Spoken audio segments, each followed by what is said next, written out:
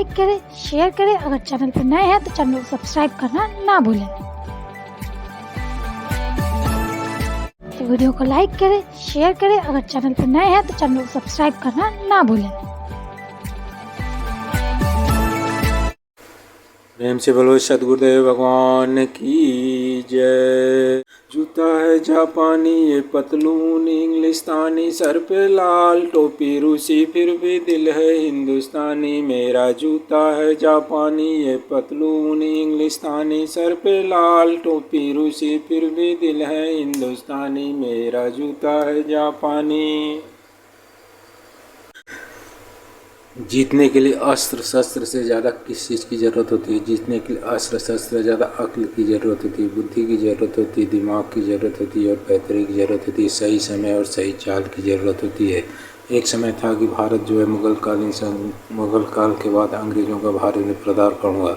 अंग्रेज़ों ने धीरे धीरे 1757 में गवर्नर क्लाइव ने 1757 to 1772 जो हिंदुस्तान का गवर्नर जनरल रहा। पहले बंगाल में इसका स्थान था, लेकिन इसने अंग्रेजी शासन की नींव बंगाल से शुरू की और बंगाल में अपने शासन की नींव को या कहीं अंग्रेजी शासन की नींव को डाला। इस समय धीरे धीरे अंतरिम मुग़ल शासक जो सशक्त मुग़ल शासक औरंगजेब था, इसके बाद जितने भी शासक हुए कमज़ोर होते चले गए और अंग्रेज़ों ने इसका लाभ उठाकर पूरे हिंदुस्तान पर अपना कब्जा कर लिया। पूरे हिंदुस्तान पर अंग्रेज़ों का कब्जा हो चुका था। अब 7 समुंदर दूर से कहा जाता है और ये गोरों ने अंग्रेज़ों ने पूरे हिंदुस्तान पर अपना कब्जा जमा लिया और यहाँ के शासक बन बैठे। उस समय भारत ईस्ट इंडिया अंग्रेज़ वास्तव में उस समय ब्रिटिश सरकार के अधीन नहीं थे, बल्कि वह अंग्रेज़ ईस्ट इंडिया कंपनी के अधीन भारत में अपनी सत्ता को स्थापित किए थे।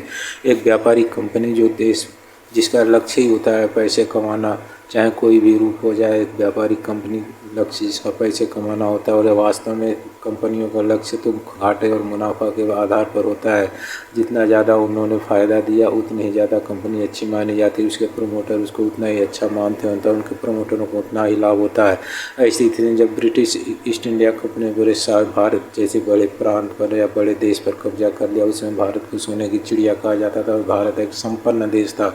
ऐसी स्थिति में ब्रिटिश ईस्ट इंडिया कंपनी ने भारत से पैसे को प्राप्त करने के लिए तरह तरह की चालें चली और भारत को गरीब से गरीब और गरीबी की स्थिति में ढकेल दिया। यहाँ के लोग रोजी रोटी के मोहताज हो गए।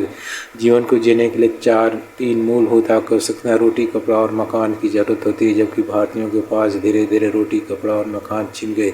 लोगों को मकान तो तब बनाते जब रोटी की आवश्यकता पूरी और रोटी की आवश्यकता तब पूरी होती है जब होने के बाद ही लोग कपड़े की आवश्यकता पूरी करते हैं।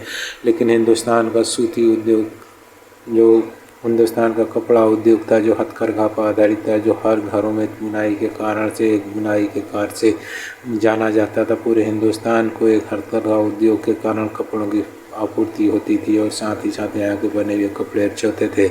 लेकिन अंग्रेज़ों ने एक चाल चली, यदि उन्होंने सोचा कि हिंदुस्तान में यदि कपड़ों की आपूर्ति को बंद कर दिया जाए, कपड़े का उत्पादन बंद हो जाए तो लोग गरीब हो जाएंगे। और ऐसी स्थिति में उनके पास सोचने समझने की शक्ति नहीं रही और ये तो दूर की चाल थी, लेकिन कंपनी का मेन चाल तो ये थी कि कैसे पैसे कमाना। यदि हिंदुस्तानी अपने ही कपड़े बुने हुए पहनते रहेंगे तो हमारे बुने हुए कपड़े कहाँ जाएंगे। ऐसी स्थिति में उन्होंने हिंदुस्तानियों के साथ ऐसा कुछ पॉलिसी और नीति अपनाई कि हिंदुस्तानी हथकरघे बंद हो गए, हिंदुस्तानी बेरोजगार हो गए। उन्होंने कपड़े का उत्पादन बंद कर दिया और ब्रिटेन के मैनचेस्टर में बने हुए मशीन से बने हुए आधुनिक उद्योग से बने हुए कपड़ों की भरमार हिंदुस्तान में हो गई। वो कपड़े थोड़ा सा अच्छे और महीन होते थे, लेकिन हिंदुस्तानियों को इसका सबसे बड़ा दुर्भाग्य रहा कि हिंदुस्तानियों ने उन कपड़ों के चक्कर में अपने उद्योगों को, अपने कपड़ा उद्योग को पूरी तरह से तहस नहस कर दिया। अब जो कपड़ा उद्योग हिंदुस्तानियों को हज़ारों लाखों बड़ी मात्रा में रोज़गार देता था, उनके रोज़गार का साधन था, रोजी रोटी का साधन था, वह उद्योग उनका बंद हो गया और उसके बाद वो ब्रिटिश से बने हुए कपड़ों को ही खरीदने लगे। एक तरह से कहा जाए तो अपने भी जिसका सर पर लाल टोपी रूसी फिर भी दिल है हिंदुस्तानी, ये भूल गए। क्योंकि जब वो अपने देश में अपने लोगों के बीच अपने हाथों से बने हुए कपड़े पहनते थे तो उसमें भारत बसता था, उस कपड़े में भारत बसता, उस कपड़े में भारत की मिट्टी की सुगंध आती थी। लेकिन जो ब्रिटेन के मैनचेस्टर और बर्मिंघम में बने हुए कपड़े को हिंदुस्तान में जब अंग्रेज व्यापारी लाकर बेचने लगे और उसको ईस्ट इंडिया कंपनी के माध्यम से बेचने लगे तो उस कपड़े को पहनने के साथ साथ उनका ये चीज़ भी चढ़ा गया, जो भारत की मिट्टी की सुगंध से उत्पन्न हुए कपड़े सोती, बल्कि ब्रिटेन से बने हुए कपड़ों के कारण उनका मन मस्तिष्क भी बदल गया और इसके साथ साथ उनकी सोच भी बदल गई। इसके कारण उनका दिल है हिंदुस्तानी भी बदल गया और दिल है वह हिंदुस्तानी जो हिंदुस्तान के प्रति प्रेम था, हिंदुस्तान के प्रति नजरिया था, वो भी धीरे धीरे परिवर्तित हो गया, बदल गया। साथ ही साथ उनकी जो भी छोटी मोटी जो भी अच्छाइयाँ उस समय तक बची हुई थी, जो उनकी ज्ञान विज्ञान बचे हुए थे, वे भी सब नष्ट हो गए। और साथ ही साथ मानसिक रूप से कहेंगे दूरदृष्टि रूप न छोकर स्मॉल दृष्टि निकट दृष्टि में हो गया, तो मानसिक रूप से वो संकुचित हो गए। ऐसी स्थिति में जो देश अंग्रेज़ों का गुलाम था, उस देश को यहाँ के निवासियों ने महसूस भी करना छोड़ दिया कि मेरा देश गुलाम है या मैं इस देश में गुलाम की तरह जी रहा हूँ। अंग्रेज़ बाहर के हैं, वो मेरे पर शासन करते हैं, ये भी उनके अंदर महसूस नहीं रहेगी। यहाँ तक कि उनकी ये स्थिति हो गई कि हिंदुस्तानियों को अंग्रेज़ों ने कितनी इज्जत दिया था और फिर भी हिंदुस्तानी अंग्रेज़ों की चमचागिरी चापलूसी और उनके गणित को नहीं समझ पाते थे। ऐसी स्थिति में जब अंग्रेज़ों ने अपने क्लबों के बाहर ये लिख दिया कि कुत्ते और हिंदुस्तानियों का अंदर आना मना, इससे स्थिति का पता लगता है कि उस समय हिंदुस्तानियों की स्थिति एक कुत्ते की तुलना से की जाती थी। अंग्रेज हिंदुस्तानी और कुत्ते को बराबर की श्रेणी में रखते थे, इसीलिए तो अपने क्लबों के बाहर वो लिखते थे हिंदुस्तानी और कुत्तों का अंदर आना मना है। ऐसी स्थिति में जिस ब्रिटिश शासन की कहा जाता है कि ब्रिटेन के शासन इतना दूर तक फैला हुआ था, उसका संसार में इतने दूर तक साम्राज्य था, उसके शासन काल में या उसके साम्राज्य में कभी भी सूरज अस्त नहीं होता था। जो एक बहुत बड़े भूभाग पर इस पृथ्वी के शासन करता था वह ब्रिटिश शासन जब ब्रिटिश बाद में ब्रिटिश एम्पायर के अधीन हो गई, महारानी के अधीन हो गई, ब्रिटिश राजा के अधीन हो गई शासन। उस समय गवर्नर जनरल की तरह बाद वहाँ पर वायसराय के रूप में वहाँ के शासक यहाँ पर शासन करने लगे। लेकिन स्थिति में ये परिवर्तन हो गया कि वहाँ दूर 7 समुद्र या बहुत दूर समुद्रों पार से आई हुए अंग्रेज गोरे जाति ने हिंदुस्तानी जातियों हिंदुस्तान के रहने वाले लोगों के मन मस्तिष्क को इस तरह से चेंज कर दिया कि वो ये भी भूल गए कि मेरा एक स्वतंत्र देश है, मैं स्वतंत्र देश भारत का नागरिक हूँ, और उनके अंदर ये भावना भी चली ख़त्म होगी कि वो एक गुलाम है। ऐसी स्थिति में जब सच बात तो ये है कि यदि किसी के पास खाने के लिए ही नहीं है, जो अपने पेट से ऊपर सोच नहीं सकता, क्या ये सोच सकने की क्षमता उसमें अंदर है कि वह गुलाम है? यदि किसी आदमी को सिर्फ पेट तक ही चिंता लगी रहे, जो अपनी रोटी रोजी के लिए वह चिंतित, पेट की आग और पेट की भूख मिटाने के लिए वो सारा दिमाग लगाता हो, तो उसके पास सोचने की क्षमता ही नहीं होती कि हमारा देश भी, हमारा देश में शासक भी, हमारे देश के बाहर से आने वाले लोग हमारे देश पर कब्जा किए हुए हैं। ये तो तब आदमी सोचता है जब वो पेट से ऊपर उठ पाता है। लेकिन उस समय की गरीब हिंदुस्तानी जनता जो अंग्रेज़ों द्वारा और गरीबी में थोप दी गई थी, उनके कपड़ा उद्योग को नष्ट कर दिया गया था और बाहर से आए हुए कपड़े को बेचकर उनके घर में जमा पूंजी भी अंग्रेज़ों उठा ले गए थे। चूँकि अंग्रेज एक व्यापारिक कंपनी थी तो वो लाभ हानि के आधार पर काम कर रही थी, उसके अंदर मर्सी दया करुणा की कोई भावना नहीं थी, क्योंकि एक कंपनी तो लाभ हानि के आधार पर ही काम करेगी।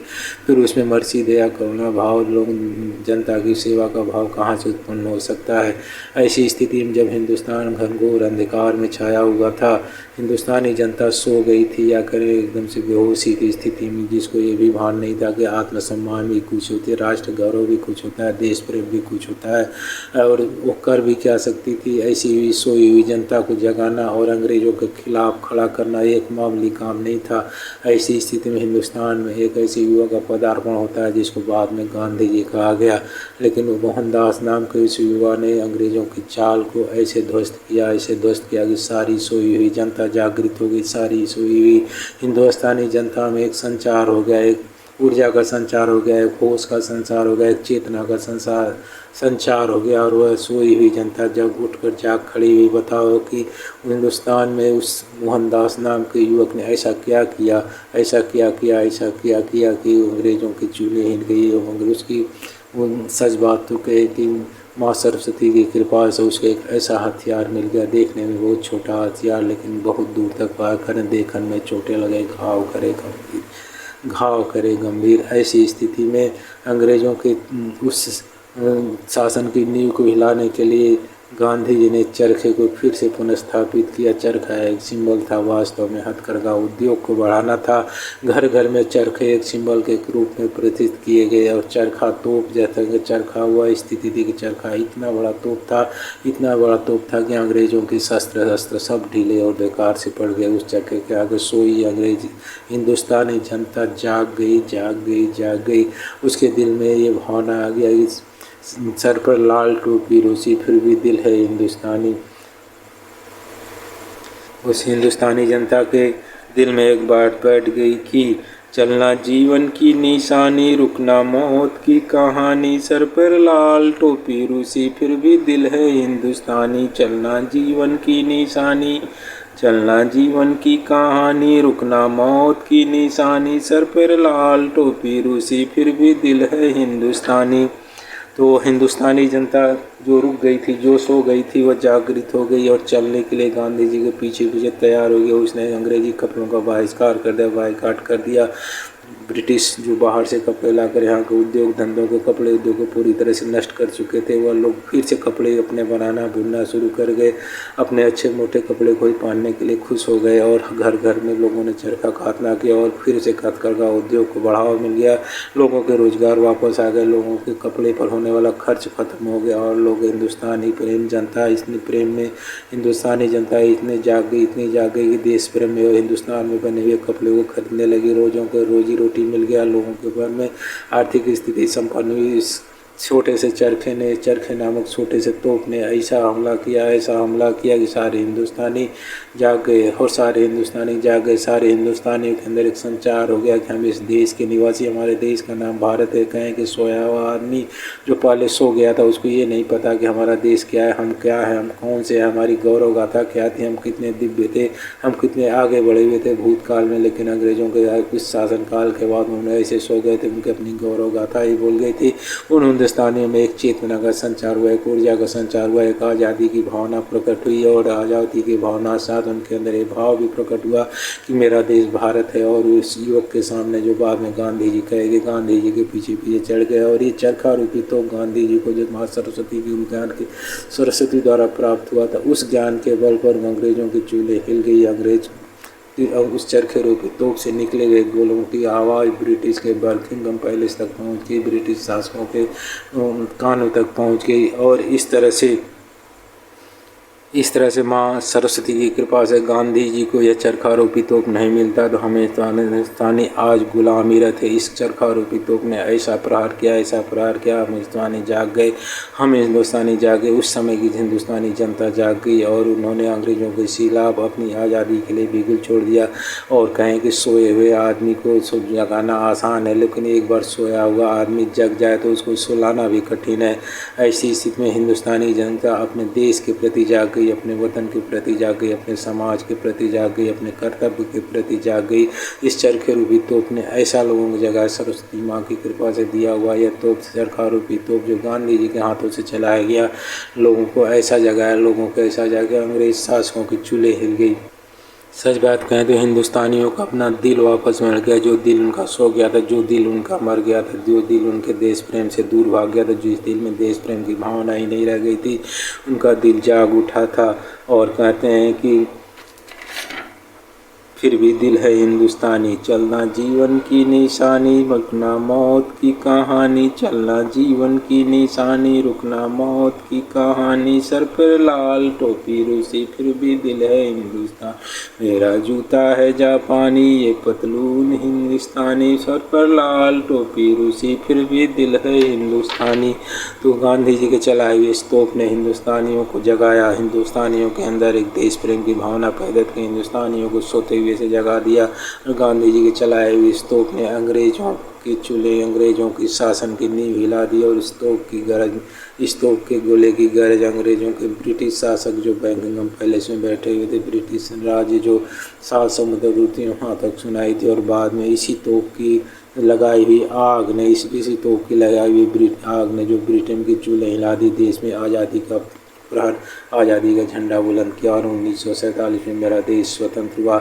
यदि गांधी जी का यह चरखा आंदोलन न चलता, गांधी जी का यह चरखा तोप न चलता तो शायद हिंदुस्तानी नहीं जाग पाते, हिंदुस्तानी नहीं जाग पाते और शायद अभी तक हम गुलाम ही रहते। जैसा कि हमें सोए हुए आदमी को गुलाम बनाना आसान है, लेकिन जागे हुए आदमी को गुलाम बनाना कठिन है। और हिंदुस्तानी उस चरखा आंदोलन कर, उस चरखा तोप के कारण जाग गया था और उसकी जागने के कारण ही अंग्रेजों से फिर से उसको गुलाम बनाने की स्थिति में न रहे और उस कालांतर में चलकर उसको देश को स्वतंत्र करना पड़ा, हिंदुस्तानियों को स्वतंत्र करना पड़ा। तो गांधी जी का तोप, गांधी जी का चरखा तो सबसे बड़ा हथियार, उसमें अंग्रेज़ों के बड़े बड़े हथियार फीके पड़ गए, अंग्रेज़ों की बड़ी बड़ी चालें फीकी पड़ गई, अंग्रेज़ों की पूरी सेना धरी रह गई। जो सेना, जो हथियार पूरे विश्व को जीतने की क्षमता रखे थे, सरस्वती माँ की कृपा से गांधी जी को प्राप्त चरखा तोप ने उस अंग्रेज़ों की सेना को धराई कर दिया, अंग्रेज़ों की चालों को धराशायी कर दिया। अंग्रेज़ों को ऐसे आघात किया कि अंग्रेज इस देश से जाने के लिए स्वतंत्र, इस देश से जाने के लिए मजबूर हो गए और भारत को स्वतंत्रता प्राप्त हो गई। अब भारत को अपना दिल मिल गया था, तो फिर भी दिल है हिंदुस्तानी, मेरा जूता है जापानी, ये पतलून इंग्लिस्तानी, सर पर लाल टोपी रूसी, फिर भी दिल है हिंदुस्तानी। हिंदुस्तानियों को चरखा तोप के कारण, इस चरखा तोप के कारण, गांधी जी की चरखा तोप के कारण उनका दिल मिल गया था। प्रेम से बोले सदगुरुदेव भगवान की जय, करौली शंकर महादेव की जय, हर हर महादेव।